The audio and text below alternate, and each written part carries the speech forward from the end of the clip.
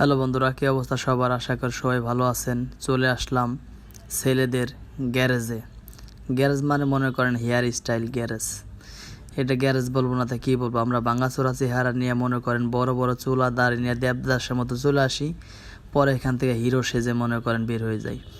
যাই হোক, সেলুনে চলে আসছি। আমাদের বাদশা ভাই আবার সুন্দর সুন্দর কাটিং দিতে পারে, তাই বললাম বাদশা ভাই সুন্দর একটা কাটিং দেন।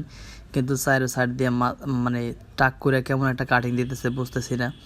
অবশ্য লাস্টে কেমন ফিনিশিং দেয়, কেমনে যে দেয় জানি না। যাই হোক, আমার কাছে ভালোই লাগতেছে।